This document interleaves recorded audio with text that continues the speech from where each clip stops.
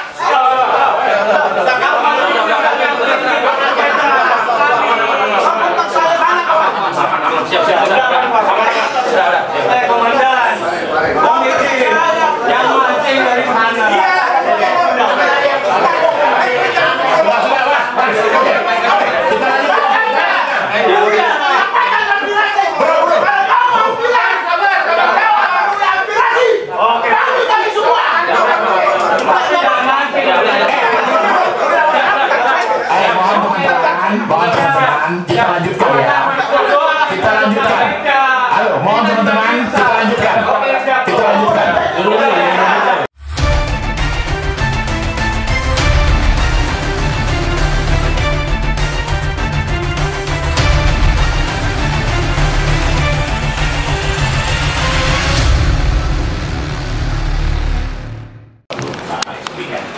Sebagian besar saya bisa kenal. Ada senior kita juga. Apa kabar Bang? Siap, tadi Pak Wen. Yo, jadi semua juga hadir, teman-teman. Dan pihak kepolisian juga hadir dari kita dalam mediasi hari ini. Yang jelas saya mengucapkan terima kasih ya, kepada teman-teman yang sudah mau beraudiens. Tadi saya sebelum menerima ataupun menteri dulu, bahwa saya akan menerima teman-teman pendemo dalam aliansi aksi sejuta buruh ini ya. Nah, mungkin nanti silakan dari juru bicara untuk memperkenalkan, tapi saya perkenalkan juga, saya didampingi oleh staf Wamen, Pak Dwi, kemudian Pak Narendro, kemudian Pak Heru, Direktur Kelembagaan, dan Humas Pak Irul, kemudian juga didampingi Pak Fritz dari koordinator. Jadi mungkin itu yang bisa saya buka, dan mungkin dari pihak kepolisian Bapak Kapolsek ya, yang ada di wilayah teritorial beliau di sini, dan seluruh media yang hadir, terima kasih, dan silakan juru bicara untuk menyampaikan, dan sebelumnya mungkin kita berkenalan sedikit ya. Silakan Pak. Ya, Assalamualaikum warahmatullahi ta'ala wabarakatuh. Selamat sore, salam sejahtera untuk kita semua. Pak Wamen yang saya hormati dan jajaran, Pak Kepolisian dan kawan-kawan sekalian. Saya mewakili kawan-kawan, saya Rudi Habidaman, saya Ketua Umum Gabungan Serikat Buruh Indonesia. Sebelum menyampaikan maksud dan tujuan, mungkin silakan perkenalkan aja sendiri-sendiri kawan-kawan sekalian, terutama yang di meja ini ya. Kalau yang di belakang cuma para pengawal Pak Wamen, jadi bodyguard. Tapi aman. Saya persilakan dari Ibu Sunati. Ya, silakan Bu.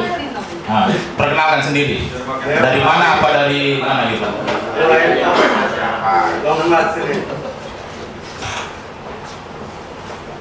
Ya, terima kasih.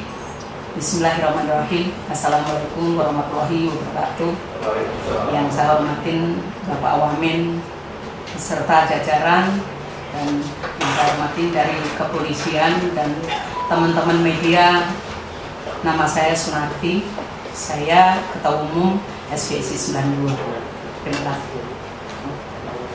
SPSI 92. Selamat sore, Assalamualaikum warahmatullahi wabarakatuh. Selamat sore Pak Wamen dan juga jajaran dari Kementerian Tenaga Kerja. Saya Emilia Yanti Siahaan, Saya Sekretaris Jenderal Gabungan Serikat Buruh Indonesia. Terima kasih. Assalamualaikum warahmatullahi wabarakatuh. Yang saya hormati Pak Wamen dan jajarannya. Perkenalkan, nama saya Dika Arif Kusnadi dari PPMI.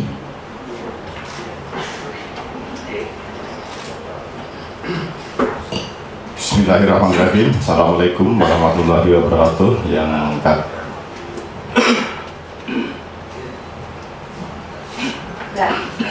Yang saya hormati Pak Wamen dan seluruh jajarannya, juga teman-teman media, Bapak dari kepolisian. Nama saya Muhammad Sidarta, Wakil Ketua Umum FSPLN SPSI, lain itu logam elektronik mesin. Muhammad Sidarta, Wakil Ketua Umum FSPLN SPSI, Federasi Serikat Pekerja Logam Elektronik dan Mesin. Assalamualaikum warahmatullahi wabarakatuh. Saya Idrus. Saya Wakil Ketua Umum Pak Jumur Hidayat. Pak Wamen, terima kasih. Assalamualaikum warahmatullahi wabarakatuh. Selamat sore Pak Wamen dan jajaran serta Pak Kepolisian, para wartawan. Nama saya Rusti Ainal. Saya Ketua Bidang Hukum dan Advokasi di Konfederasi KSPSI. Ketumnya Pak Jumur Hidayat. Terima kasih. Selamat warahmatullahi wabarakatuh. Dilanjut Pak Wamen. Assalamualaikum warahmatullahi wabarakatuh. Yang saya hormati Pak Wamen dan seluruh jajaran serta Bapak di aparat kepolisian. Saya perkenalkan Yusuf Suprapto, Ketua DPD SPLN SPSI DKI Jakarta dan Wakil Ketua Konfederasi SPSI di DKI Jakarta. Terima kasih. Selamat sore Pak Wamen, Pak Wamen dan rekan-rekan sekalian, teman-teman dari pihak kepolisian. Perkenalkan, saya babunya buruh, namanya Jadri Lukai, yang bernaung di KBNI,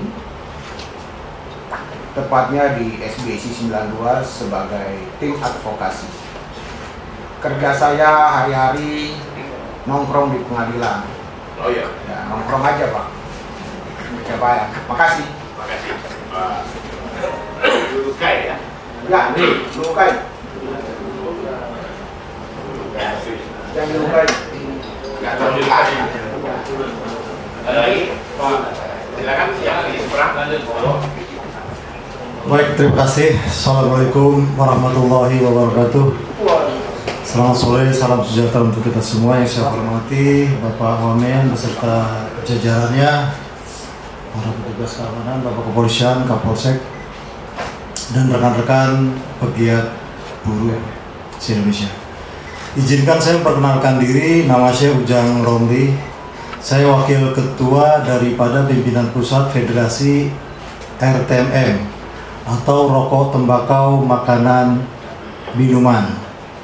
Itu yang dapat saya sampaikan. Terima kasih. Assalamualaikum warahmatullahi wabarakatuh. Assalamualaikum warahmatullahi wabarakatuh.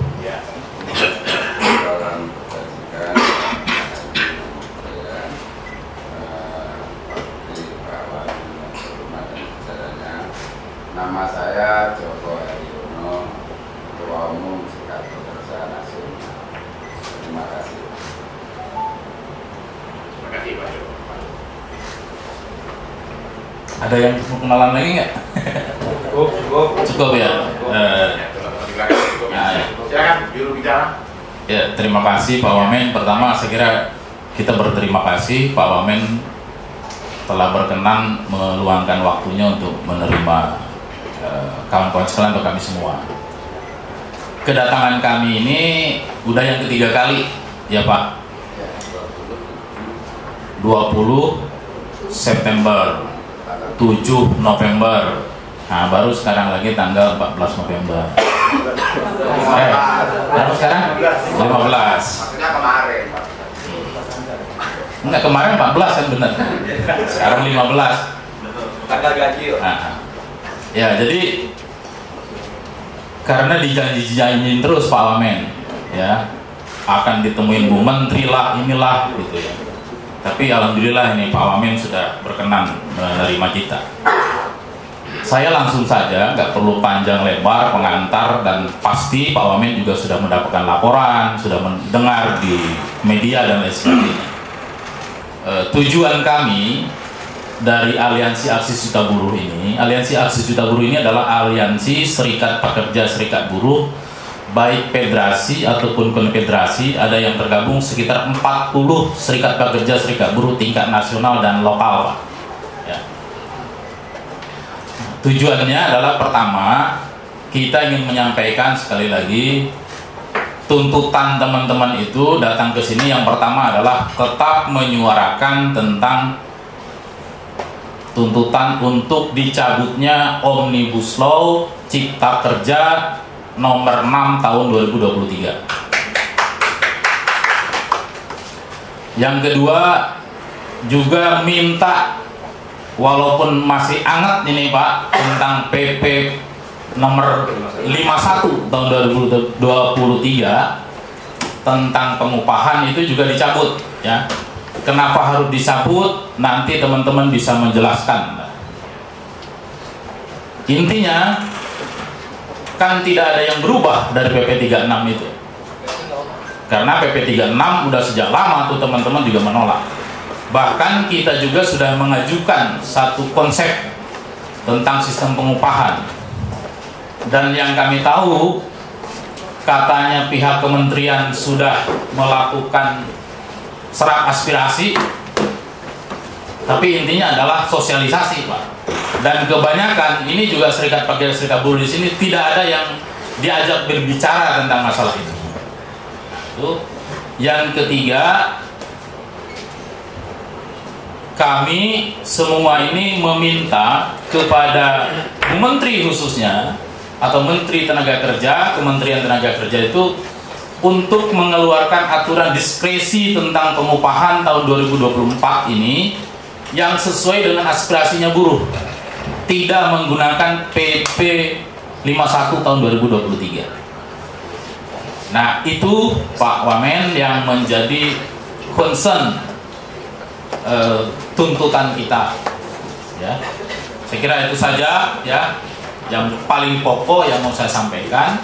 Mungkin kalau ada yang lain mau menambahkan, saya persilahkan, tapi harus singkat, padat dan jelas, dan pokok pada masalah. Jangan banyak cerita tentang sepak bola, nanti lama kita. Terima kasih. Silakan Pak Joko, mungkin silakan. Sebagai anak muda, silakan Pak Joko. Masih muda.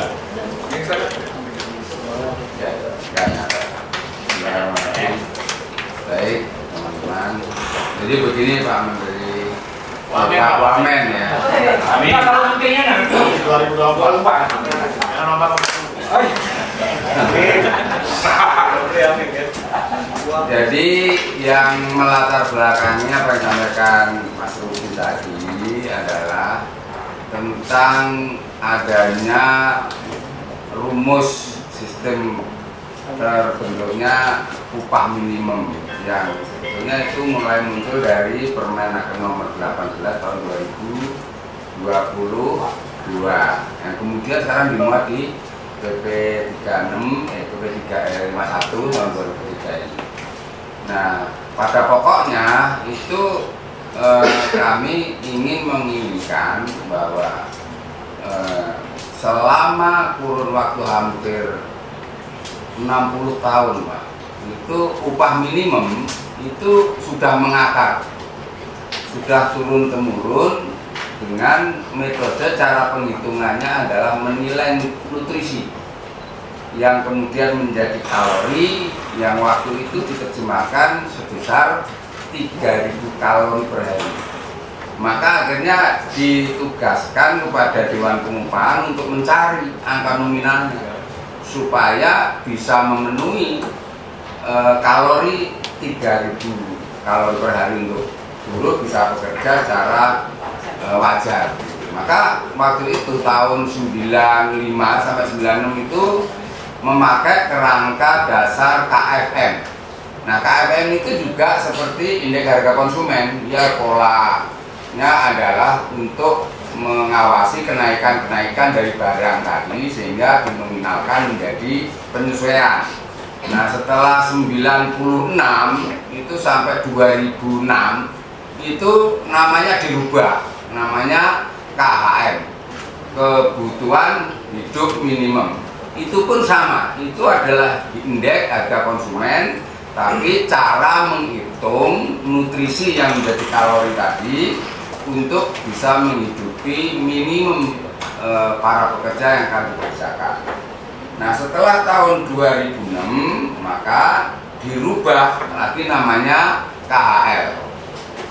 Jadi KHL itu kebutuhan hidup layak yang kemudian mulai dihilangkan setelah adanya Undang-Undang Cipta Kerja yang kemudian di PP 78 itu masih ada, tapi kemudian di PP 36 itu mulai dihapus.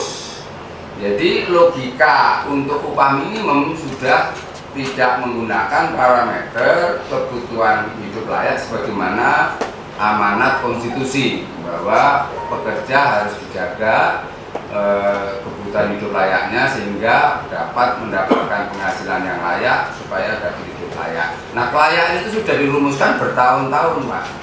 Di gedung inilah saya mengalami 9 tahun bersama-sama dengan Bapak Ibu yang ada di sini. Mungkin yang rating saya sudah mulai pensiun ya Pak. Itu setiap waktu, setiap tahun sudah menjadi tradisi untuk membicarakan bukan kenaikannya, tapi adalah penyesuaiannya. Jadi kalau nggak naik, nggak disesuaikan, gitu. Atau kalau nggak naik gampang, dijaga saja itu yang suka naik gitu ya. Khususnya bahan pangan gitu. Nah, karena yang rawan itu karena kenaikan harga, maka akhirnya terjadilah inflasi. Maka akhirnya rumus itu mengikuti karena sudah tercipta sejak tahun 95 sehingga berikutnya sudah nggak mendasari dengan cara menciptakan seperti hal yang baru yang sekarang juga mulai diterjemahkan di PP 51 itu dengan cara menyesuaikan dari pertumbuhan hasil kajian-kajian dan survei. Nah variabelnya adalah hasil survei yang dulu itu namanya KHM, kemudian jadi KHM, kemudian jadi KHL, itu ditambah produk domestik bruto sebagai penghargaan para pekerja bahwa bangsanya itu lambat laun itu maju. Begitu ada pertumbuhan ekonomi tambahkan, begitu juga inflasinya ditambahkan, sehingga penyesuaiannya itu untuk mempertahankan, bukan menaikkan, hanya mempertahankan. Tapi setelah adanya PP 78 itu mulailah akhirnya dikenalkan rumus-rumus sehingga itu upah lama ditambahkan dengan PDRB ditambahkan inflasi itu hasilnya kan nggak bisa dipertanggungjawabkan. Sehingga di PP 78 pun ada janji bahwa 5 tahunan kebutuhan hidup layak itu akan ditinjau. Nah, perlu juga Bapak Ibu ketahui pengkhianatan KHL itu sejak 2006 ketika diasumsikan bahwa menuju hidup layak itu harus bertahap. Maka waktu itu 80%. Pokoknya 100% survei KHL itu 80% yang akan digunakan. Nah, maka waktu itu terjadilah mulai hiruk pikuknya demo-demo, protes-protes tentang upah minimum. Nah, waktu zaman Pak Idrus masa mudanya, mungkin saya juga waktu itu masih muda, nggak ada kita demo upah minimum itu nggak ada. Itu yang ada pokoknya tahunnya udah naik gitu ya. Nah, maka tren ribut upah minimum di gedung ini maupun di kabupaten kota adalah sejak 2006 karena tafsir orang daerah untuk menuju hidup layak itu disaniring sampai 20%, 15%. Jadi seperti itu sehingga kebutuhan hidup layak nggak realistis lagi, nggak dijawab pola yang diasumsikan oleh Hipergas. Pernah menjawabnya Hipergas bahwa nanti dihitung nih 3.000 kalori, daya belinya sekian, harganya maka harus disesuaikan sebesar itu. Nah, dengan cerita ini mudah-mudahan membuka akal pikiran semua karena PP 51 itu tidak mendasarkan pada pola asumsi dari kecukupan gizi pangan supaya kewajaran kelayakan itu dipertanggungjawabkan. Sehingga kalau ada rumusan yang dimasukkan ke dalam pola Excel itu Pak ya, itu ketika kita mengurangkan itu kita nggak tahu apakah yang hilang ini untuk beras, apa untuk daging atau untuk kacang-kacangan, itu diawur gitu aja. Padahal ilmunya itu ada di Hipergas gitu.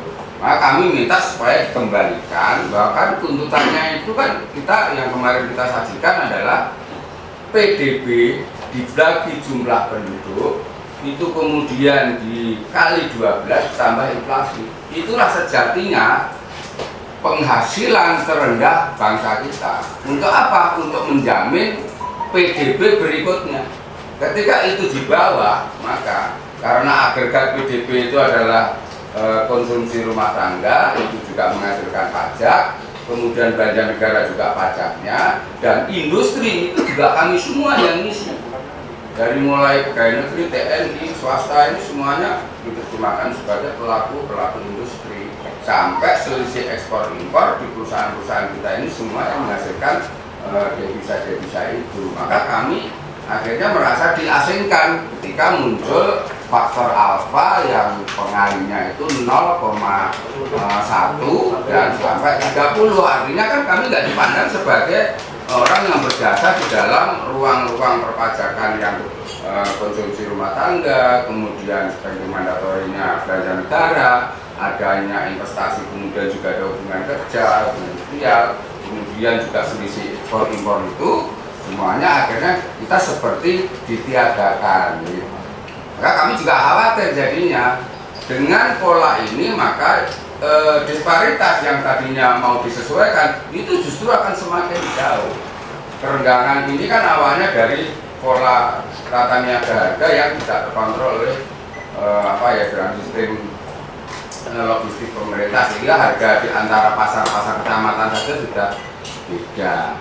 Kira-kira ilustrasinya seperti itu. Jadi bagi kami teman-teman semuanya ini sebuah ideologi ekonomi negara yang kita pertanggungjawabkan bahwa dengan naiknya angka upah minimum, maka kita paling tidak itu tidak terlalu jauh disparitas antara rupiah dan mata uang asing, sehingga istilahnya itu kalau orang ekonomi tekanan rupiah kita nggak terlalu berat gitu, karena di industri ini belanja impornya juga banyak sekali. Terima kasih. Baik. Terima kasih Pak Joko. Ada yang lain menambahkan? Silakan. Ya, boleh. Ya. Terima kasih. Demokrasi. Wamen, Assalamualaikum warahmatullahi wabarakatuh. Saya dari PPMI, Pak Wamen, menyampaikan nama Andi Torawali.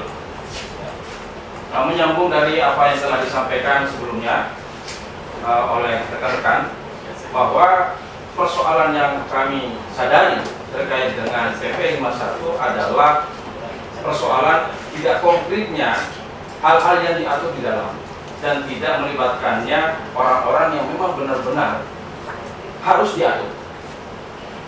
Itu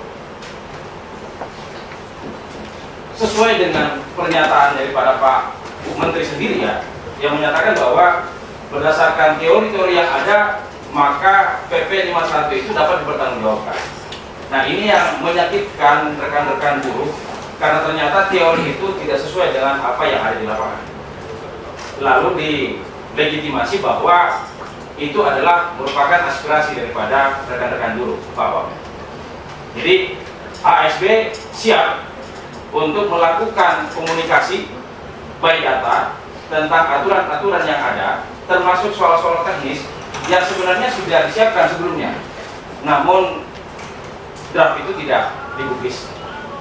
Sehingga kita menginginkan adalah adanya perubahan yang mendasar, baik secara formil maupun secara material, isi daripada PP 51 tersebut, untuk bisa menjangkau aspirasi dan akomodatif terkait dengan kebutuhan buruh itu sendiri. Kira-kira itu Pak Wamen. Jadi kita berharap dibuka ruang itu, lalu PP 51 ditunda dengan cara apakah diskresi, itu tergantung dari sisi pemerintah seperti apa yang dilakukan. Yang jelas PP 51 tidak merepresentasikan kepentingan daripada buruh itu. Terima kasih. Assalamualaikum warahmatullahi wabarakatuh. Baik, cukup. Ada lagi? Ingin menambahkan? Dua lagi aja nggak apa-apa. Pak Rudi, ini yang sebelah Pak Rudi dulu, habis itu sebelah Pak Joko. Siap, saya dulu ya. Dari Jakarta menambahkan. Jadi izin menambahkan, tadi yang telah disampaikan oleh Pak Joko terhadap pola-pola yang ada saat ini terhadap penetapan upah minimum, itu bisa kita lihat secara kasat mata dan kita bisa rasakan di lapangan. Sebagai contoh di DKI Jakarta saja upah minimumnya itu lebih rendah daripada daerah penyangga. Jadi udah nggak make sense kita melihatnya di situ ya Pak Wamennya. Nanti bisa dicek itu perjalanannya seperti itu. Yang pertama, kemudian yang kedua, dengan pola yang ada juga kita lihat ini tidak mencerminkan keadilan dari setiap industri-industri yang ada.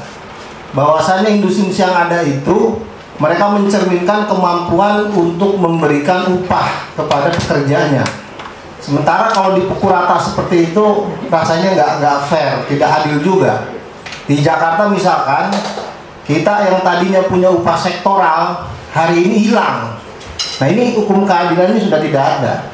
Kalau kita ibaratkan antara pekerja di sisi, mohon maaf, di sisi garmen misalkan dengan pekerja yang dia di sisi otomotif, itu upahnya mau disamakan coba bagaimana kisahnya seperti itu. Padahal secara industri sudah berbeda, secara profitability dari perusahaannya pun sudah jauh berbeda. Dan ini bentuk dalam tanda kutip kengawuran yang kita rasakan Pak Wamen. Itu tambahan dari kami dari DKI Jakarta. Terima kasih. Silakan satu lagi ya. Pak Ujang. Baik, terima kasih. Sedikit melengkapi tadi keterangan dari Pak Yusuf dan Pak Joko.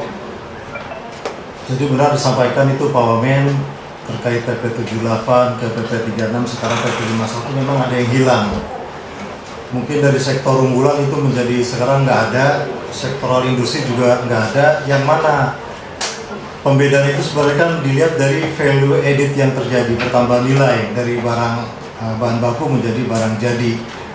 Dan situasi kerja juga yang berbeda. Kebetulan RTMF itu pihak yang terdampak karena kami padat karya Pak Wamen. Dengan kondisi seperti ini dulu waktu UMSP masih ada sektoral provinsi, memang beberapa sektor itu selain mendapatkan UMP yang dirundingkan juga mendapatkan lagi nilai tambahan di sektoral. Jadi bagi PUK-PUK yang lemah atau posisi tawarnya rendah, dia hanya mengharapkan posisi tambahan persentase daripada UMSP itu.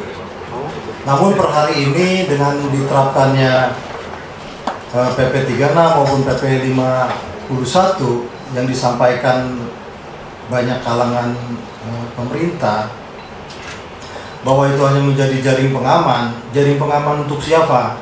Faktanya upah minimum provinsi di mana-mana itu menjadi upah bagi semua buruh yang ada di tempat tersebut dengan meniadakan masa kerja.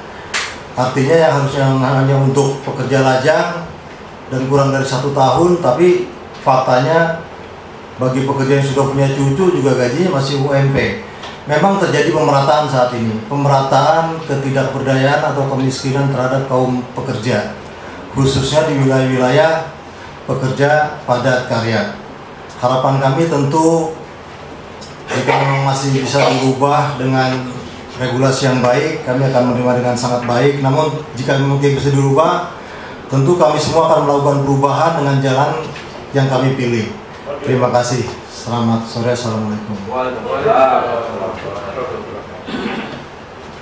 Sudah cukup ya dari 4 penanya. Terima kasih Pak Ruki, juru bicara, teman-teman semua yang hadir, kawan-kawan dari AA, Aliansi Aksi Serikat Buruh ya, AASB ya.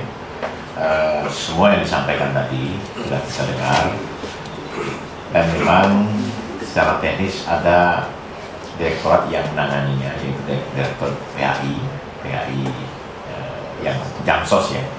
Itu kita selalu secara teknis diwakili oleh Ibu Dirjen, Bu Putri dengan jajarannya termasuk Pak Heru hadir.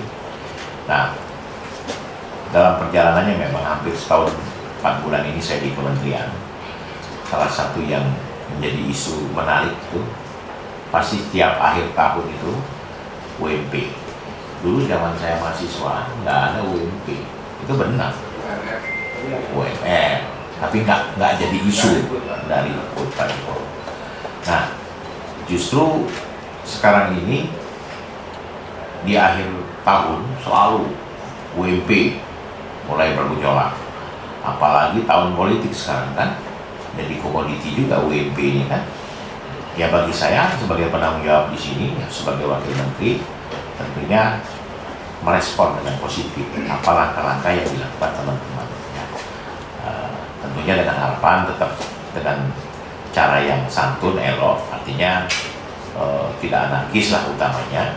Dan UMP yang kita bicarakan hari ini, ya, itu sudah masuk dalam program regulasi yaitu PP 51 tahun 2023, turunan daripada Undang-Undang nomor 36 nomor 6 tahun 2023, kemudian juga PP 36 tahun 2021, terus ada lagi tadi Permen 18 tahun 2022. Nah, jadi ini terus. Nah, memang Kementerian Tenaga Kerja itu memang kementerian teknis yang berkaitan soal nasib bagaimana regulasi undang-undang serikat pekerja dan buruh, ya. Nah, saya kemarin ikut hadir dalam penjelasan dengan seluruh kepala dinas provinsi, hadir juga beberapa kabupaten. Nah, di sana saya juga mendengar bahwa Dapenas, ya, sudah melakukan kajian. Nah, Dapenas ini juga, mohon maaf Pak Joko, mungkin Pak Idrus, Pak Rudi, itu ada perwakilan teman-teman, ya, yang duduk di situ. Ini SK Presiden loh Pak Joko, mungkin Pak Joko lebih paham, Pak Idrus juga lebih paham. Itu kalau nggak salah ada dari KSBSI, kemudian KSPSI, dan kemudian ada KSPI. Kalau nggak salah saya sempat kenalan sama salah satunya Fadlan apa Aldo? Adlan. Ada siapa? Pak Trisno, ya. Ada Bu Wiwit, ya. Ada Akmani, ya. Nah, saya nggak tahu. Ya, mereka ini kan duduk mewakili teman-teman serikat pekerja, serikat buruh. Nah, ini gimana? Saya malah balik tanya. Karena Dapenas ini ada 23 orang. Ada unsur pekerja, ada unsur pengusaha, ada pemerintah, ada akademisi. Ya, ini duduk menyatukan konsep. Kalau nggak salah dari akademisi itu profesor dari Pak Doki dari Mahmud Samuri, Sekolah Tinggi Statistik, satu lagi Mahmud, ya. Nah, inilah sebenarnya yang terjadi saat ini, ya. Tadi teman-teman juga sudah saya dengarkan juga, kawan-kawan juga mengeluh kesahkan apa yang terjadi, ya. Dan dalam pertemuan kemarin juga teman-teman, ya, mengingatkan untuk struktur skala upah, dalam istilahnya susu itu kemarin, struktur skala upah yang memang harus diperkuat, ya, di provinsi dan kabupaten kota, ya, Pak Heru. Nah, rumus, ini ada rumus yang teman-teman sampaikan juga dalam rilis aksi hari ini, ya kan. Yang ada PDB dibagi populasi dikali 12, ya kan Pak Joko. Nah, tambah inflasi. Nah, tadi ada yang menyampaikan juga tadi. Sebenarnya saya pingin terus terang saja, ya, ingin mendapatkan masukan yang jelas dari teman-teman. Undang-undang ini kan bisa dirubah, bisa dibentuk, bisa dibikin oleh siapapun penguasanya, kan begitu. Tapi tentunya undang-undang juga harus berpihak kepada buruh, kalau di sini kan begitu, kepada rakyat. Nah, yang utamanya lagi sebenarnya tadi disampaikan oleh abang kita dari DKI. Kenapa kok daerah penyangga lebih tinggi daripada DKI? Ya, ini akibat sistem pemerintah juga yang ngacok menurut saya. Gara-gara pilkada ini, Bang Rudi, itu kepala daerah itu dulu sebelum ada aturan itu menetapkan janji politik dengan menaikkan gaji buruh pekerja itu. Dampaknya ini sekarang ini. Jadi Karawang, Bekasi, ya, kemudian Tangerang itu gajinya lebih tinggi daripada DKI, itu betul. Karena mereka dipilih oleh rakyat, janji kampanye mereka itulah membuat susah. Ya. Nah, ini memang banyak hal sebenarnya. Cuman saya konteksnya adalah seperti yang teman-teman sampaikan dalam rilis hari ini, Pak Joko. Nanti saya akan bicara dengan Ibu Menteri soal kaitannya ini. Kemarin teman-teman hadir tanggal 20 September, 7 November, dan 15 hari ini 15 November kan? 3 kali sudah kan? Jadi 20 September, 7 November, dan 15 November hari ini. Nah tentunya ini akan disampaikan tanggal 21 November di Provinsi soal UMP. Kemudian tanggal 30-nya UMK ya, Kabupaten Kota tanggal 30 diumumkan oleh Kabupaten Kota. Nah, dasar rumusnya tadi ada kenaikan kalau kita baca ya Pak Heru, ada kenaikan 7% lah hampir. Kalau Maluku Utara itu bisa dia 12%, Maluku Utara dengan inflasi yang rendah ya. Terus ada di beberapa daerah yang tergantung mereka mau memilih yang 0,1 atau 0,2 atau 0,3 ya. Istilah kita apa namanya? Alfa, indeks kontribusi ketenagakerjaannya. Jadi ya salah satu yang ya sama lah Pak Joko, Pak Idrus, semua ya teman-teman ya. Kita juga ingin yang terbaik, ingin yang bagus ya. Supaya tadi Pak Joko, gedung ini 2006 yang lalu, ya berarti kan sudah lama sekali ya Pak Joko ya, sudah merumuskan dan mulai ribut-ributnya kan mulai 2000 adanya UMP ya. Nah jadi mungkin nanti kalau teman-teman ini kan secara teknis menjalankan perintah ya, kalau kebijakan ada di pemerintah, ada di presiden, tentunya ada di menteri ya kan. Nah nanti mungkin nanti Pak Heru secara teknis bisa mencoba menjelaskan. Nah Pak Heru, nah saya juga ingin ya kalau saya diizinkan nanti ya Dapenas ini harus betul-betul duduk orang-orang yang mewakili, bukan orang-orang yang disuruh mewakili kan begitu. Jadi orang-orang yang mewakili sama disuruh mewakili itu beda tipis ya. Jadi saya maunya orang-orang yang betul-betul mewakili, bukan orang-orang yang diminta mewakili. Ini sekarang aja kayak SPI yang Bang Idrus ini aja ada 3 nih sekarang ya, KSPSI Bang itu ada 3 nih. Saya sudah bilang sama Pak Heru, saya bilang seluruh konfederasi dan serikat pekerja itu harus diverifikasi. Iya dong, jangan sampai dia ada di cuma 2 wilayah sudah ngaku-ngaku punya kekuatan besar ya. Enggak, teman-teman harus dukung, karena tidak boleh union ini kita dukung, serikat pekerja buruh ini kita dukung Pak Joko, tapi jangan ada orang yang memanfaatkan ya. Jadi maksud saya kita perbaiki sama-sama. Jadi jangan sampai nanti ini datang mewakili ini datang mewakili ini, datang mewakili ini, sehingga saya duduk sini bingung sendiri mana yang diwakili, yang mana yang mewakili kan begitu. Nah, mungkin nanti secara ini kita akan perbaiki. Nah itulah juga Pak Idrus, Pak Joko, sama teman-teman, saya mau baru saya dilantik, saya pengennya coffee morning itu apa? Serap aspirasi. Itu benar yang saya lakukan, itu serap aspirasi.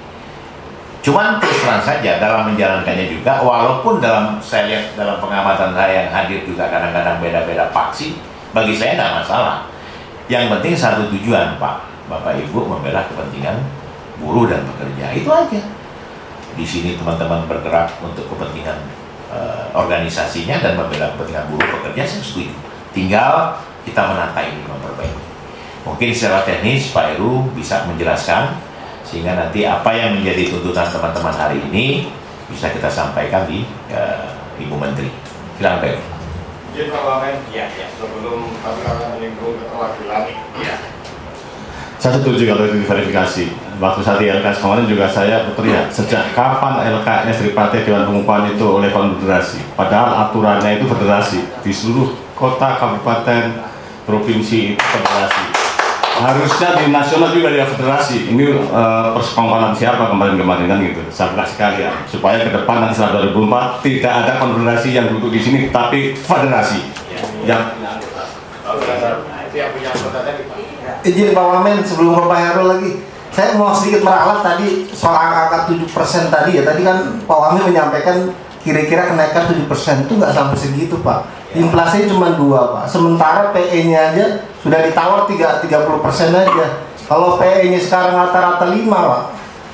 Berarti cuma 1,5 tambah 2 cuma 3,5% Pak. Mohon maaf ya, ini salah hitungan ini. Ya ini saya cuma menyampaikannya, jangan sampai nanti di kepalanya Pak Wamen naik 7%, naik 7%. Nah itu kacau itu. Saya dibilangnya naik. Iya, itu dia. Apa pemisiknya itu? Apalagi ya, saya kira sebelum Pak Heru ya Pak, ya teman Pak Heru. Sebelum Pak Heru. Jadi begini Pak Wamen, saya kira Pak Wamen harus mendengar yang benar Pak. Jangan mendengar bisukan naik 7%. Ya, kita udah menghitung Pak. Dan begini juga nih pihak kementerian itu ngomong naik, bangga dengan ngomong kenaikan Pak. Ya benar itu naik Pak. Jadi benar naik 0, sekian. Ya, itu yang kita sayangkan gitu ya. Jadi kalau dikatakan oh Pak Guru naik, ya pasti naik dengan itu. Tapi naiknya receh benar gitu loh, nggak bisa menjawab gitu. Itu satu hal ya menurut saya. Yang kedua ya,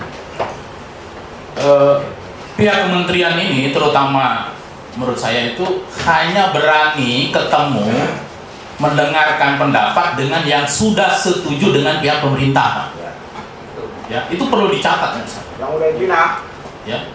Bagi kawan-kawan yang sudah terang-terangan menyatakan menolak konsep PP 36 ya, PP 51 itu tidak pernah diajak ngomong Pak. Betul tidak Kak? Betul. Ya, tidak pernah diajak ngomong Pak. Di situ. Di situ ya. Jadi ini adalah persoalan menurut saya. Saya kira kawan-kawan serikat ini Pak Wamen menolak itu bukan pokoknya kalau bahasa orang Jawa ya. Lama itu orang Sunda mah kumaha aing teu kitu Pak Wamen. Hidup begitu ya. Gitu ya. Terus ya. Ya. Jadi punya konsep. Kita itu juga berpikir bukan hanya sekedar upah itu harus naik Pak, bukan begitu Pak. Tapi berbicara pada konsep ke depan tentang bangsa ini Pak. Bangsa ini masuk G20 Pak, PDB-nya itu nomor 16 Pak. Tapi apa kontribusi PDB gede itu G20 itu bagi kaum buruh Pak? Pemerintah mengatakan bahwa kita ingin pertumbuhan ekonomi sampai angka 7%. Tidak akan mungkin Pak kalau tidak berani melakukan kenaikan upah buruh. Mimpi-mimpi tentang kekhawatiran investor dengan upah buruh naik dan lain sebagainya itu omong kosong itu Pak. Saya yakin Pak Wamen lebih ngerti soal itu Pak. Ya. Dan ini selalu dihantui karena buruh produktivitasnya di Indonesia begini, nyalahkan tuh selalu buruh, nanti investasinya pindah ke Vietnam. Kalau pindah ke Vietnam tuh bukan buruh Pak Wamen, tapi pemerintahnya yang nggak becus ngurus menurut saya. Gitu. Dan serikat buruh ini tidak pernah dimintakan gagasan-gagasannya untuk kemajuan bidang ketenagakerjaan, nggak pernah dimintakan pikiran-pikirannya, konsepnya apa. Serikat buruh cerdas-cerdas kok Pak. Kita punya konsep gitu, tapi cuma diajar datang untuk sosialisasi setuju tentang konsep yang sudah disiapkan oleh pemerintah. Makanya itu yang kita menolak Pak. Datang hanya mendengarkan, tanda tangan, absen doang, diklaim bahwa itu sudah aspirasi. Itu yang menurut saya juga penting. Jadi kenapa kita? Jadi menurut saya itu yang saya kira penting gitu. Kita tuh selalu menunggu, teman-teman selalu terbuka untuk berdialog Pak, berdiskusi, adu gagasan, dan itu bukan untuk dirinya sendiri, tapi ini untuk 58 juta kaum buruh di sektor formal Pak, untuk bangsa dan negara ini gitu. Kita ingin negara ini betul-betul setiap tahun itu tidak ribut tentang upah minimum Pak. Sekarang sudah ditetapkan, Bapak harus yakin, pihak menteri harus yakin akan terjadi gejolak di berbagai daerah dengan PP 51 itu Pak. Kami datang ke sini itu bagian untuk meredam gejolak kawan-kawan supaya tidak ada gerakan-gerakan yang macam-macam, mogok kawasan lah, tutup jalan. Tuh ini sudah kedengaran oleh kita di pimpinan pusat. Ingin kita itu segera menyelesaikan ini dengan konsep yang bisa diterima oleh banyak kawan-kawan. Gitu. Itu saya kira dari saya. Izin nambah Pak Wamen, izin nambah sedikit saja kan. Karena kami hadir juga membawa aspirasi dari kawan-kawan buruh. Pak, bukan kelawak nasional Pak. Kita datang di sini untuk nasional. Pak Wamen, saya justru ingin menanyakan nih ke bapak-bapak yang ada di sini sebagai direkturnya. Itu yang membatasi upah minimum, batas atas batas bawah, apa filosofinya gitu Pak? Ya kan? Sehingga yang di daerah dianggap, contoh Karawang, Bekasi, ini terlalu besar katanya. Sekarang standar upah dikit itu nggak apa yang Pak Joko tadi nggak jelas. KHL-nya juga nggak jelas dasarnya sekarang. Pak, di Jepang saja Pak, pabriknya sama bikin mobil, sama bikin mobil. Saya beli ke sana, itu jauh Pak. Gajinya 126.000 dolar, yen. Dirupiahkan hampir 22 juta. Di kita berapa? 5 juta dianggap besar, kan gila ini. Ya. Kerjanya sama Pak, yang bikin mobil, bikin apa. Jadi sekarang dibatasi malah. Itu formulasi dari itu, filosofinya apa gitu Pak? Ada batas bawah, batas atas. Ini batas atas kalau sudah tidak boleh mentok 0,3, 0,1 kalinya PE-nya. Berapa Pak nikmati? Hanya 40.000 loh Pak. Ini prihatin gitu loh Pak.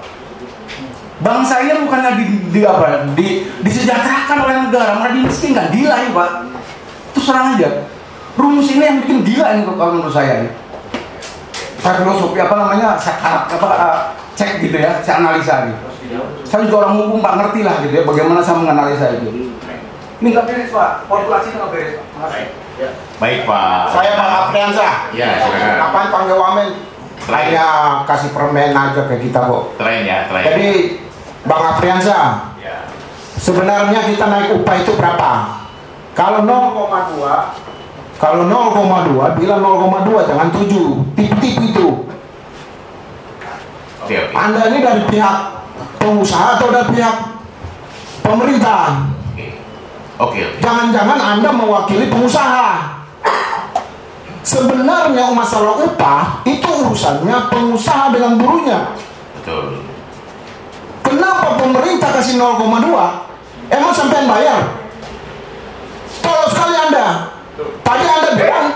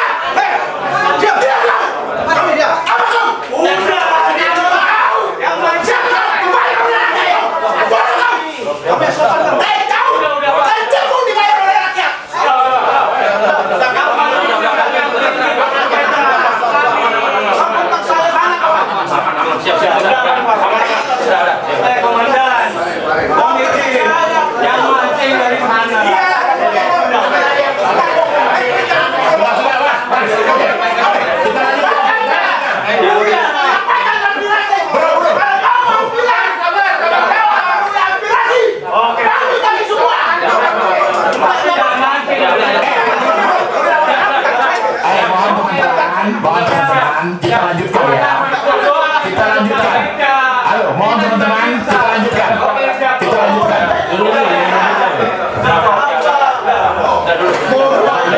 Duduk dulu. Bangin terus. Kasih dulu tangan teman.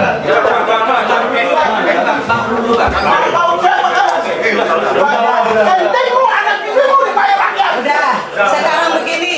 Semua duduk. Ayo semua duduk. Udah. Nah, siap. Baik, Bang, udah.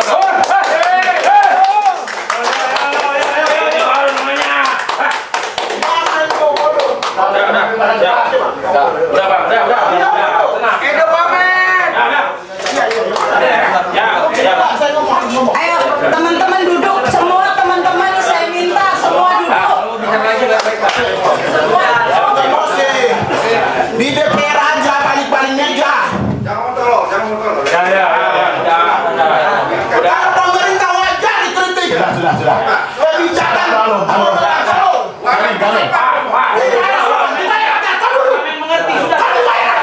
Sudah, Pak Dwi. Oke ya, sudah. Gue jelaskan. Enggak, Bang. Abang kalau mau, tadi abang sudah berapa lama di sini? Kalau, abang harusnya rumah itu yang mewakili di sini, bukan harus dirubah. Abang salahin lagi pemerintah. Abang sendiri pemerintah. Makanya saya bilang tolong. Pemerintah tolong. Sistemnya rusak. Pemerintah tolong. Hanya kita takut polisi. Udah. Nggak ada kalau saya melakukan tidak ada harusnya saya melakukan. Apalagi Pak Kelompok itu. Jadi, urusan gua tahu. Tinggal di barang kau. Kalau abang mau, masalah upah, diskresi. Kita sama-sama bicara. Karena yang menggaji pekerja adalah buruh, pengusaha, bukan pemerintah. Kalau pemerintah yang gaji, buruh, rakyat Indonesia. Sehingga kami wajar kami marah. Kenapa kawan itu datang bentak-bentak saya? Siapa kau tadi di Sitirang? Siapa saya? Oke.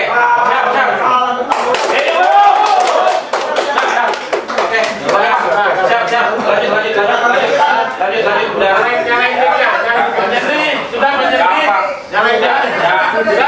Makasih.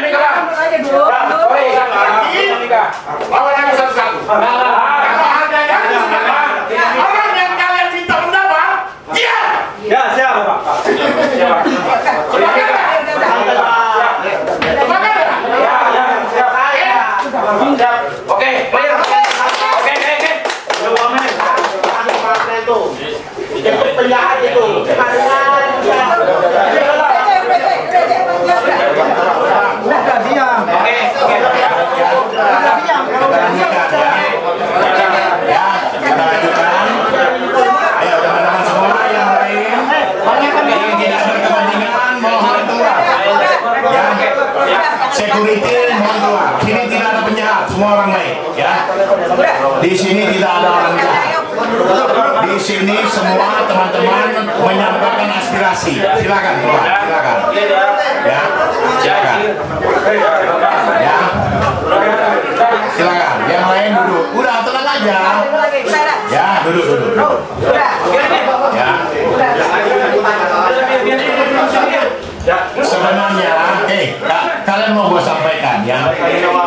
Sebenarnya hari ini semua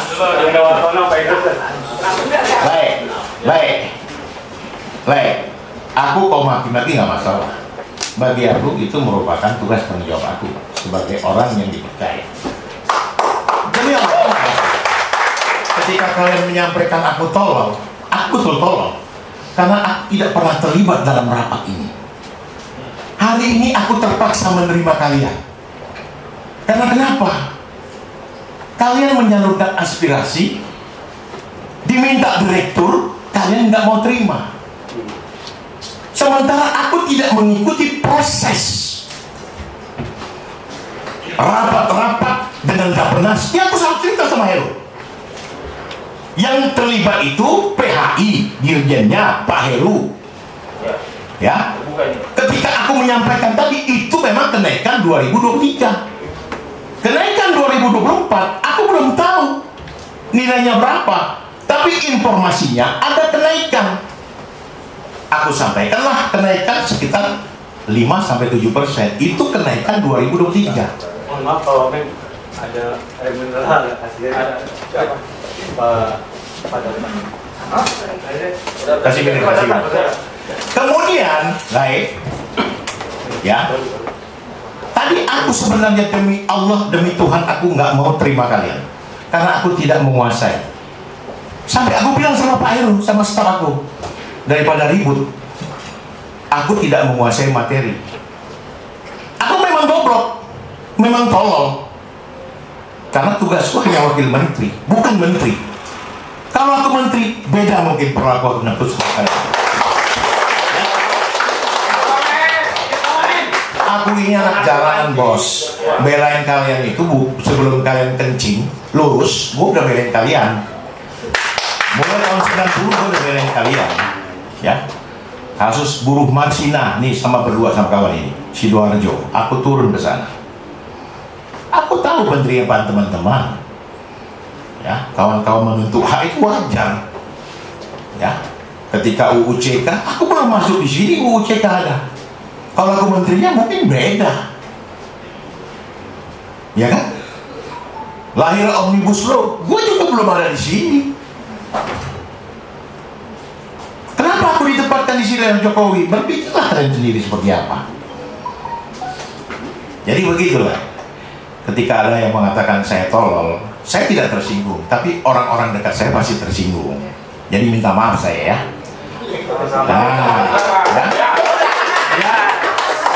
Jadi intinya apa? Kita ini banyak juga yang cinta sama kita.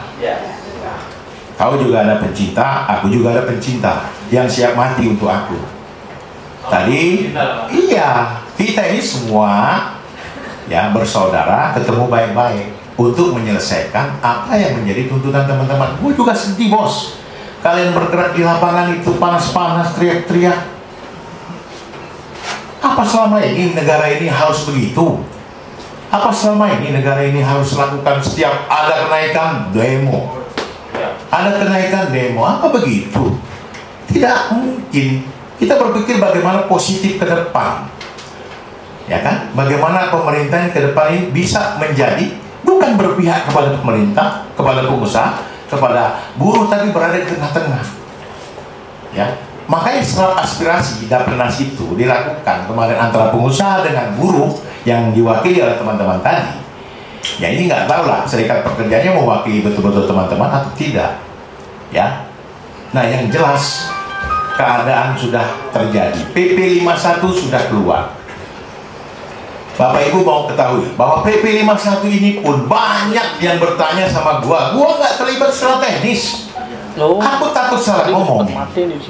Akhirnya apa? Ketika aku salah ngomong, aku dibilang tolol. Padahal aku tidak pernah dilibatkan sama sekali. Oh ya udah. Bagaimana aku mau ngomong?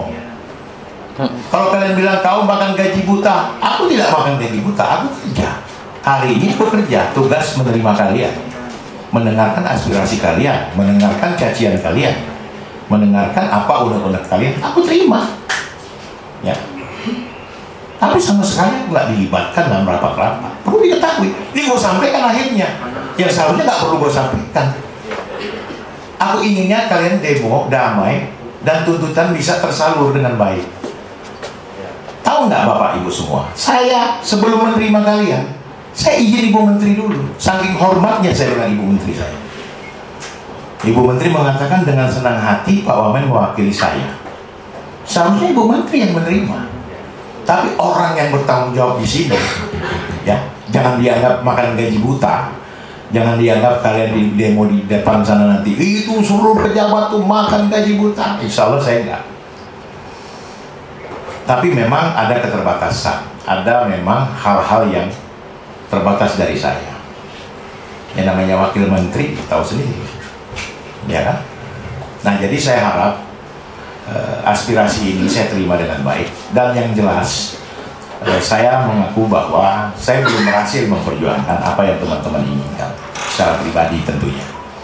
Tapi memang bagaimanapun ini menjadi tugas dan tanggung jawab saya sebagai wakil menteri, saya harus terima, dan aspirasi teman-teman nanti akan saya sampaikan.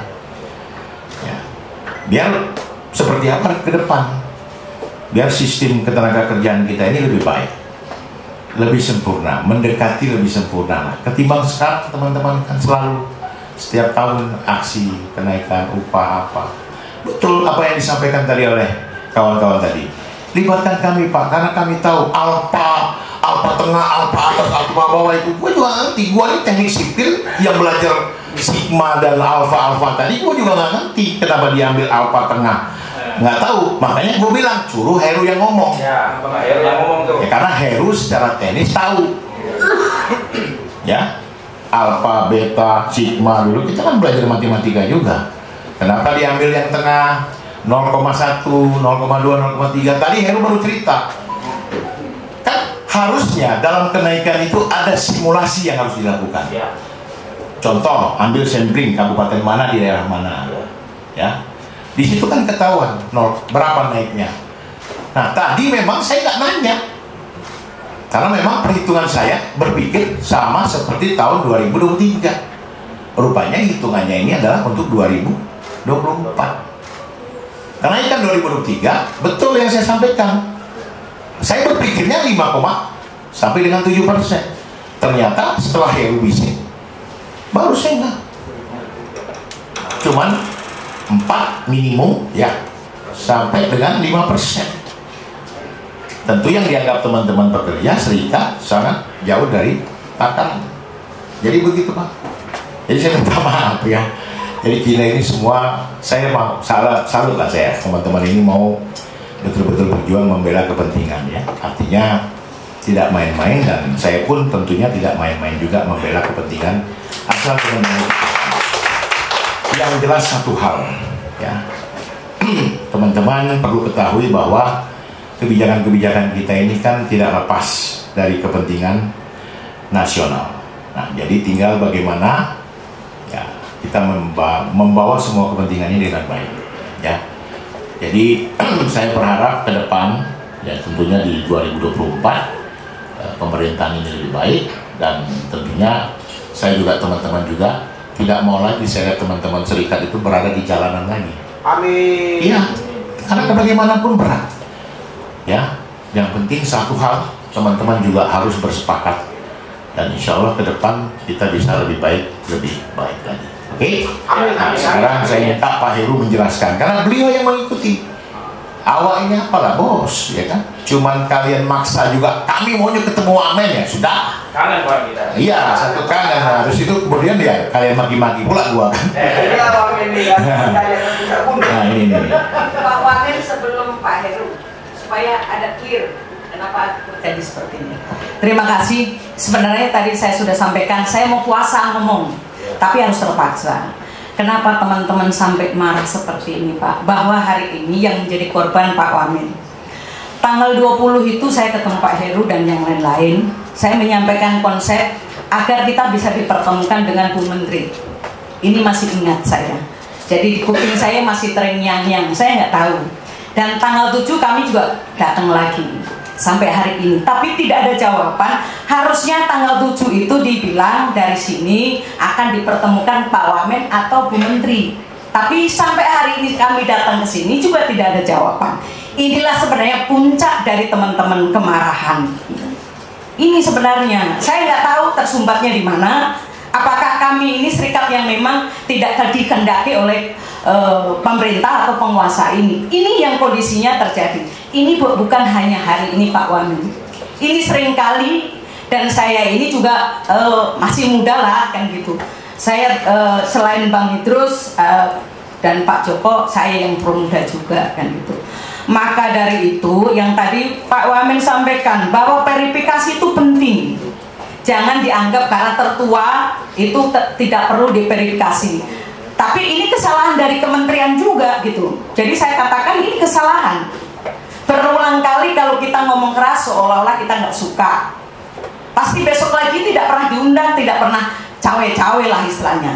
Bukan cawe-cawe itu tetangga saya, tapi di kementerian ini kalau model orang seperti saya nggak akan, pasti marah. Saya marah karena saya cinta negeri ini, saya cinta bagaimana ke depan lebih baik.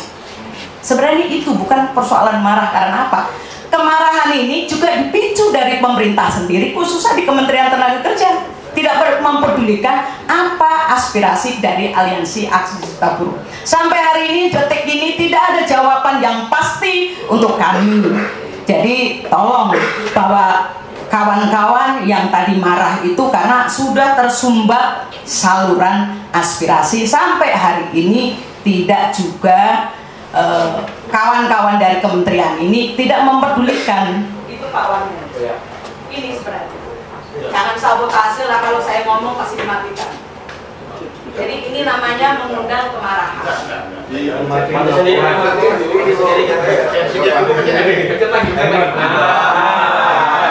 saya kok bisa mati? Kan maksud saya bukan. Bukan, maksud saya ke depan tolonglah juga aspirasi dari kami ini kan bagian dari bangsa ini, bagian dari rakyat Indonesia, juga harus dipedulikan gitu. Kami marah karena cinta dengan Kementerian Tenaga Kerja, bukan karena kami ini menikmati. Kami ini selalu menikmati bahwa kami tidak dipedulikan, nggak apa-apa kan gitu. Kami ini sudah biasa menikmati seperti hal yang seperti ini. Saya rasa itu aja Pak Menteri, mudah-mudahan ini bisa menjawab kemarahan dari kawan-kawan yang hari ini terjadi. Ini juga tidak kita inginkan. Saya rasa saya memohon maaf kepada pihak kementerian dan pihak kepolisian. Kalau ini kegaduhan ini terjadi, ini juga tidak kami inginkan. Tapi ini dipicu oleh kementerian sendiri. Saya rasa itu aja. Terima kasih. Wassalamualaikum warahmatullahi wabarakatuh. Waalaikumsalam. Pak Heru dulu ya. Iya, sebentar. Mohon sebelum Pak Heru, karena ini kayaknya bagian nanti akan menjawab Pak Heru. Pak Heru, karena Pak Wamen tadi sudah menjelaskan tidak ikut terlibat secara teknis ya dalam pembahasan atau perumusan PP 51, Pak Heru sebagai Direktur Pengupahan, Pak Heru terlibat di di situ. Ada pertanyaan yang menarik Pak, kan dalam PP 51 ini itu ada alfa gitu ya, yang masuk dalam variabel dalam formula upah gitu. Itu ide alfa itu Pak dimasukkan dalam variabel itu dari mana tuh Pak ini? Idenya, gagasannya? Siapa yang mengusulkan itu Pak ya? Apakah akademisi atau kemudian ada dapat wangsit atau apa? Karena sepengetahuan Pak, begitu kita studi misalnya, bahkan kita juga tanya-tanya gitu, negara mana itu dalam konsep upahnya itu menggunakan variabel alfa dalam penetapan inang upahnya. Itu baru Indonesia Pak yang punya. Atau mungkin saya salah Pak gitu ya, studi saya terlewatkan. Mungkin Pak Heru, saya hanya itu Pak yang pengen saya tanya, mungkin bisa menjelaskan supaya rasa penasaran saya bisa terjawab. Terima kasih Pak Heru. Ya, silakan Pak Heru ya, teman-teman.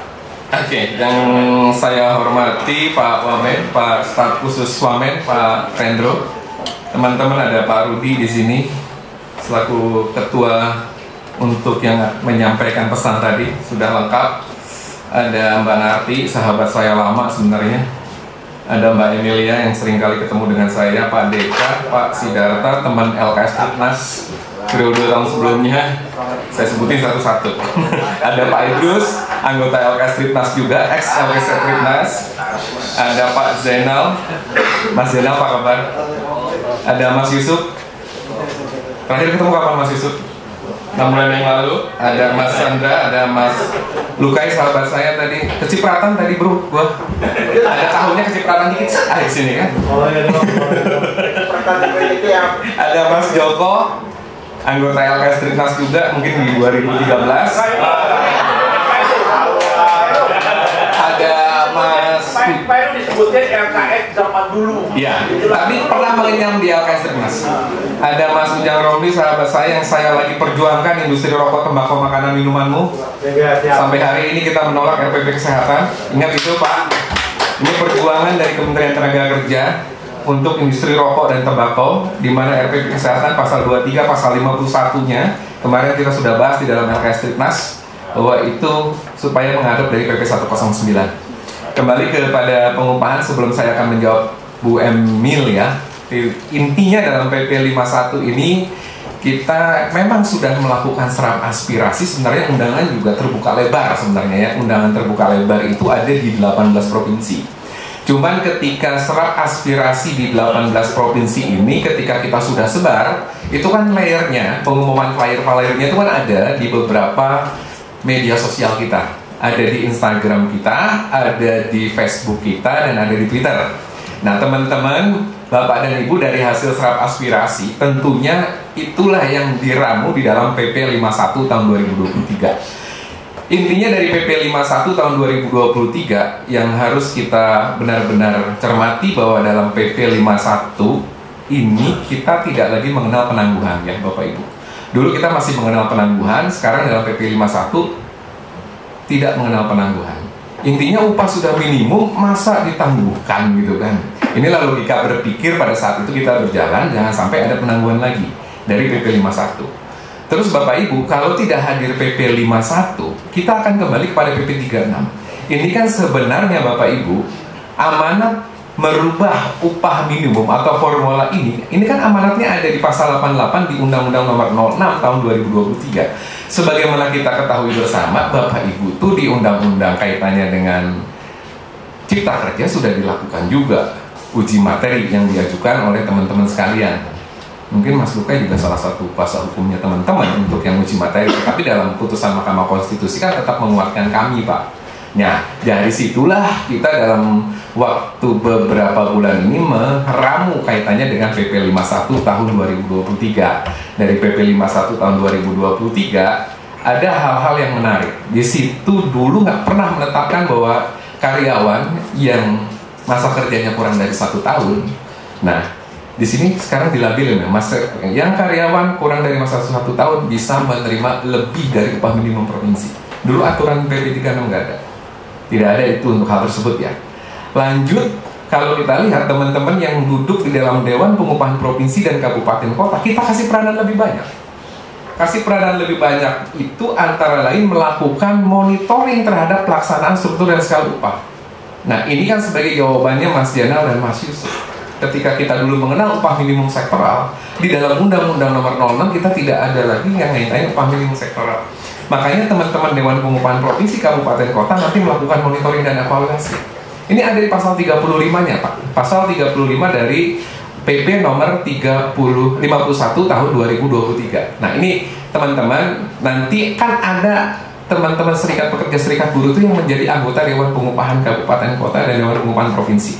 Dan pusat nasional, Bapak Ibu, saya akan menjawab juga.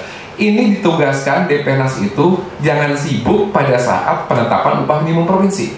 Tapi di situ sudah dipertegas kita akan melakukan pengembangan sistem pengupahan, Pak. Benar kata Pak Wamen tadi bahwa PP undang-undang kan bisa dilakukan penyempurnaan-penyempurnaan. Hal ini nanti adalah tugas dari Dewan Pengupahan Nasional untuk melakukan upaya pengembangan sistem pengupahan.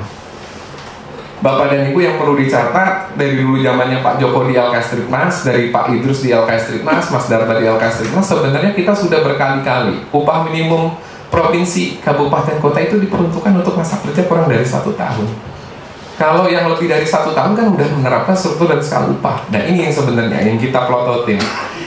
Ya, yang kita baru bisa monitor teman-teman ya, struktur dan skala upah yang digunakan di perusahaan ketika dia akan mencatatkan pengesahan peraturan perusahaan atau pendaftaran perjanjian kerja bersama, itu pun dibukakan ke kita.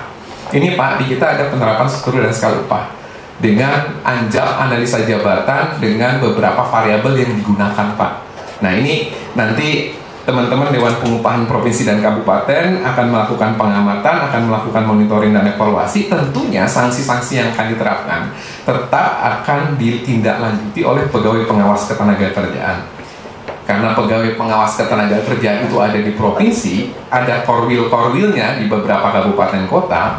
Nanti kita akan melakukan upaya konsolidasi dengan Direktorat Jenderal Bina Pengawasan Ketenagakerjaan untuk memastikan jalannya struktur dan skala upah setelah ada laporan monitoring dan evaluasi dari teman-teman Dewan Pengupahan Daerah dan Dewan Pengupahan Provinsi. Nah, ini karena sudah mau maghrib ya Bapak Ibu ya, saya juga tidak mau mengganggu ibadahnya Bapak dan Ibu sekalian. Jawabannya yang terkait dengan formula itu Bapak Ibu, kan dalam formula ini kita kenal ada inflasi ya. Variabel pertama kan inflasi. Inflasi ada pertumbuhan ekonomi yang dikalikan alfa. Betul ya? Nah, dengan inflasi, kalau kita teman-teman pekerja berharap inflasi kayak di Turki Pak Wamen, inflasinya bisa 30%. Tapi ada jelek juga, ketika inflasi di Turki 30%, pasti kan dia resesi Pak. Amerika dia resesi dengan angka 30%, 20%. Nah, Indonesia terakhir emang angka inflasinya di angka 3 sampai dengan 4%. Nah, PE terakhir adalah di angka, kalau nggak salah triwulan ketiga ini 4,9%. Nah, ini kan tapi itu kan nasional Pak. Itu nasional. Tapi kalau di provinsi, kabupaten, kota bisa berbeda Pak. Karena Bapak Ibu melihatnya nasional, jadi angkanya kok kelihatannya kecil. Makanya tadi Pak Wamen, itu yang 7% itu adalah yang 2023. Yang 2024, PE-nya yang ditetapkan adalah PE provinsi Pak, bukan PE nasional. Inflasinya juga inflasi provinsi, bukan inflasi nasional. Yang harus kita ingat sama-sama nih Bapak Ibu. Bukan kata-kata PE nasional ini yang seakan-akan wah nanti gawat nih dengan angka 3,83% dengan 4,9% akan kecil. Tidak. Kita benar-benar memberdayakan Dewan Pengupahan Provinsi dan Kabupaten Kota dalam mengatur bagaimana menetapkan penyesuaian upah minimum. Ingat ya Bapak Ibu, saya ulangi, inflasinya provinsi. Terus pertumbuhan ekonominya juga provinsi. Nah, tadi yang ditanyakan Bu Emilia alfa. Alfa itu Bapak Ibu, rumusan akademis dengan teman-teman Dewan Pengupahan itu bisa menjadi salah satu tolak ukur. Kenapa Pak? Karena kita membagi dengan data Badan Pusat Statistik. Kita kenal dulu data IRIU, namanya Interregional Output dan Input. Di nama yang bekerja, yang berusaha sendiri, ya Bapak Ibu kan dihitung ya di situ ya. Kalau data BPS Bapak Ibu bekerja dengan orang lain atau berusaha sendiri itu kita hitung Pak. Dari situ pekerjaannya jumlahnya ditotalkan dengan pendapatan Pak. Secara bulanan akan ketemu 12 Pak, kalikan 12 dibandingkan PDRB. Sebenarnya rumus alfa ini juga kita menggunakan PDRB Pak. Karena alfa sendiri adalah total kompensasi yang dihasilkan oleh tenaga kerja dibandingkan dengan PDRB periode berjalan Pak. Maka timbullah yang namanya alfa 0,1 sampai dengan 0,3 tergantung daerahnya. Tergantung 34 provinsi. Ada yang 0,1 sampai 0,3. Tapi kalau hitung-hitungan Pak, kalau min sampai max kita hitung, sebenarnya tidak 0,1 Pak. Minimumnya itu hanya 0,07 Pak. Kita kementerian kemarin juga ngotot-ngototan Pak sama Musa. Yang mewakili Bapak Ibu itu kan ada Pak Mbak Wiwit, kenal ya? Mbak Wiwit kenal, Pak Mani kenal, terus ada Pak Trisnur kenal, mungkin ya teman-teman ya. Di sana kan ada beberapa juga teman-teman SP yang terlibat. Itu kemarin juga kita ini Bapak Ibu, itu berdebat semua Pak. Bicara mengenai Permenaker 18 happy kan Bapak Ibu ya.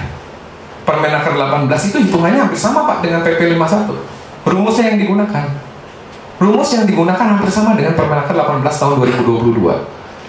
Nah, ini hitung-hitungannya kan tetap kan kita hampir sama.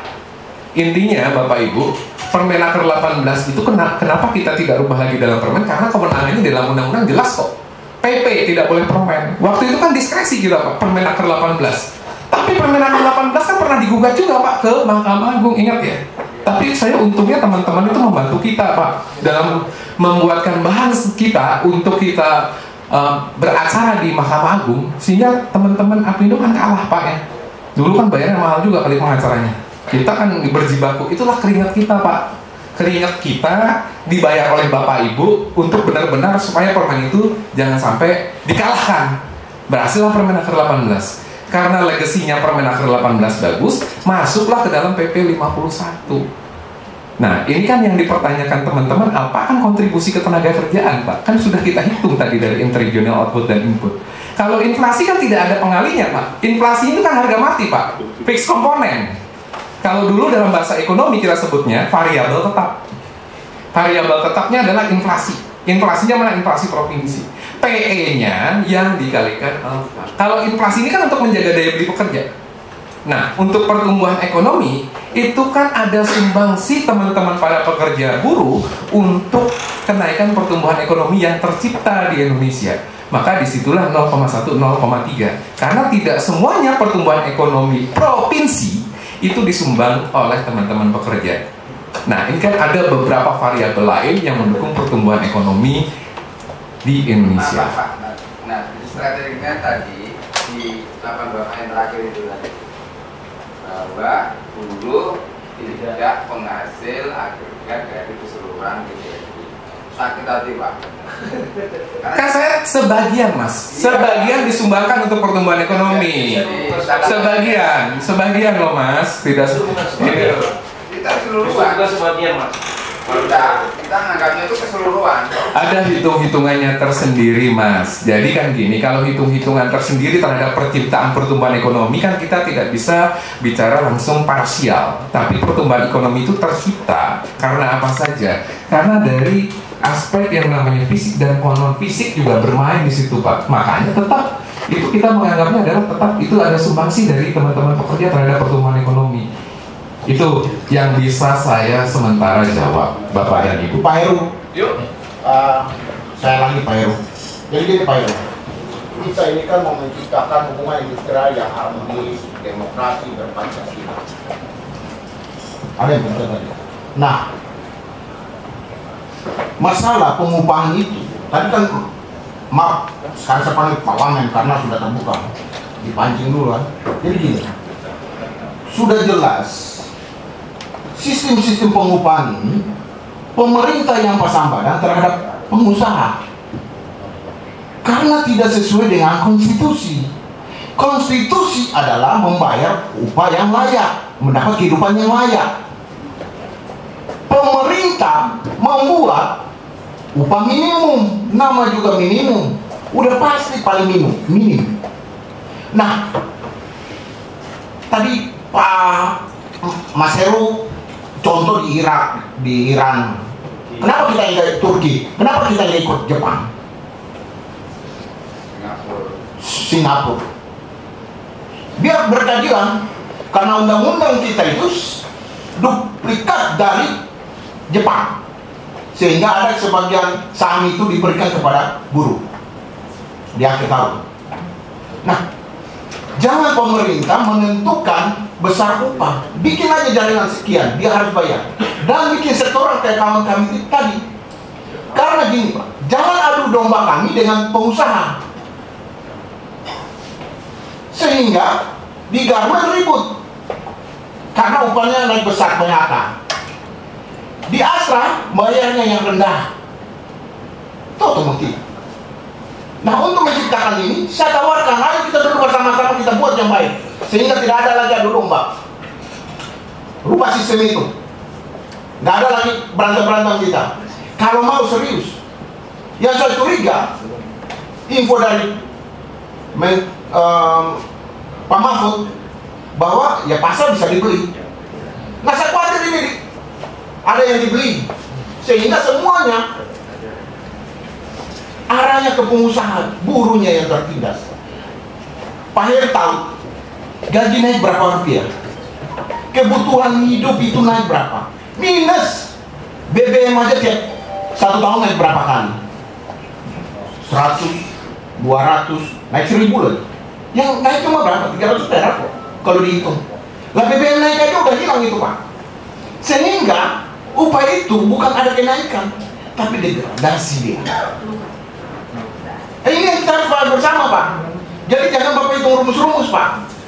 Itu rumus itu tipu-tipu, itu akademisi yang nggak ngerti itu tentang perburuan. Hadirkan kami selesaikan itu. Saya pastikan itu selesai. Ini Jabir yang ngomong. Untuk keadilan, untuk anak bangsa Indonesia. Jangan sesama anak bangsa saling menjajah. Pengusaha dikasih angin, melanggar yang ada aja yang melanggar kok. Benar ya Pak Heru ya? Berapa ada laporan di sini tentang membayar upah di bawah ini? WNK. Sangat banyak kan? Karena apa? Tidak berkeadilan. Masa yang kelapa sawit sama dengan Astra? Masa yang warteg sama dengan Astra? Coba Pak Wamen pikirkan itu. Saya rasa kalau Pak Wamen punya usaha hanya laundry, lalu upahnya itu harus sama dengan Astra, kira-kira gimana? Udah kalau Kak? Oke. Siap. Cukup ya? Kira gini Pak Heru, cukup. Ini pertama terima kasih Pak Wamen untuk terus terangannya, kejujurannya kita hargai betul, dan itu jadi kami tahu seperti apa. Dan Pak Heru terima kasih untuk kuliahnya yang sebenarnya udah basi. Pak Heru itu teman-teman itu sudah paham semua soal kenapa kita datang ke sini untuk menyampaikan itu. Jadi intinya begini Pak Wamen, saya kira teman-teman tetap minta adalah diskresi tentang itu. Jadi minta tolong sama Pak Wamen juga mungkin dikomunikasikan dan dibicarakan kepada Ibu Menteri. Ya, jangan dari jarak jauh terus, beranilah untuk bertemu dengan kami, berdiskusi untuk menyelesaikan ini. Karena ini yang kami selesaikan itu bukan untuk serikat pekerja, serikat buruh, tapi untuk bangsa ini. Saya kira pertemuan kita cukup ya, karena maghrib juga dan juga hanya akan jadi perdebatan panjang. Saya kira tadi Pak Wamen juga sudah. Artinya 2 hari. Sebentar teman-teman kita menginap. Ya Pak, ya dulu Pak Rudi silakan Pak Rudi lanjut. Ya. Nanti kita. Ya jadi kita akan debat kusir saya kira, karena Pak Heru juga tidak punya kewenangan untuk mengambil putusan itu.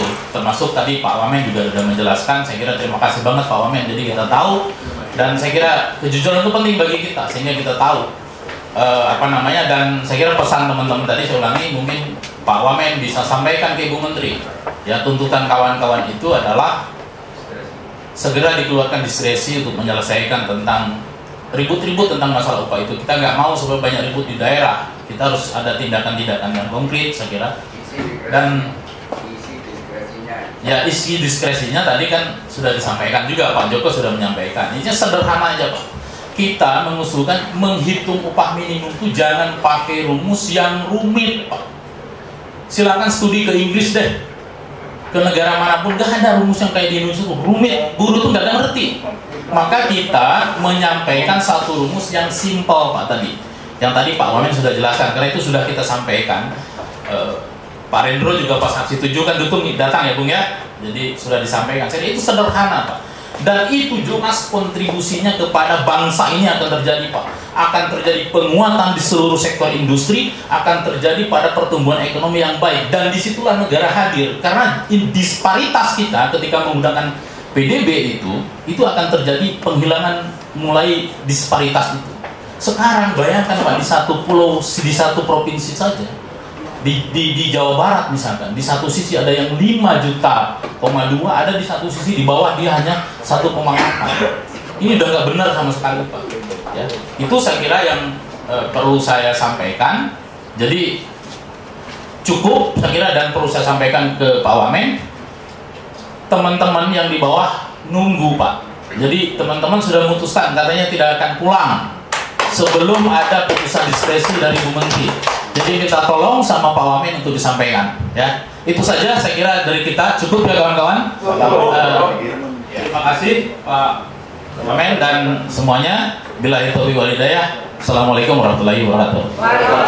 Baik, terima kasih teman-teman semua. Saya juga atas nama Kementerian, Wakil Menteri dan pribadi mohon maaf kalau ada dalam penyampaian atau kata-kata kami yang kurang berkenan di hati teman-teman. Tapi memang Pak Rudi, teman-teman ya, Pak Lukai, Pak Joko, Pak Idrus, semua ini kan ada aturan.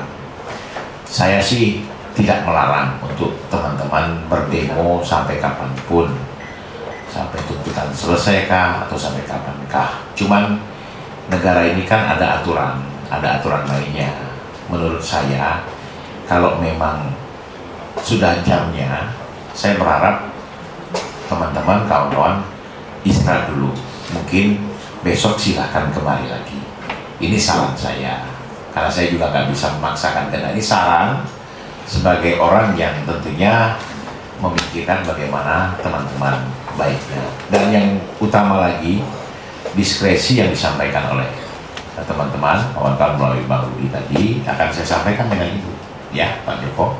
Tapi himbauan saya, mohon dengan sangat untuk teman-teman pulang dulu. Kalau memang besok mau hadir lagi sesuai waktunya, silakan. Itu harapan saya, Bang Lukai. Saya terima kasih Bang Lukai sudah mengingatkan saya. Tapi sebenarnya saya tahu bahwa semua ini tidak lepas apa yang menjadi tanggung jawab kita bersama. Jadi Bang Lukai, Pak Idrus, ya, Pak Yusuf, Pak Rudi, semua yang hadir di sini kan tentunya mewakili aspirasi teman-teman. Dan saya juga meminta maaf tadi kepada teman-teman semua bahwa apa yang terjadi insiden itu biasa itu. Kalau dalam gerakan itu kecil itu, ya. Udah biasa itu. Ya. Makasih sekali lagi. Saya akhir. Allahumma fiq ila aqwamit thoriq. Assalamualaikum warahmatullahi wabarakatuh.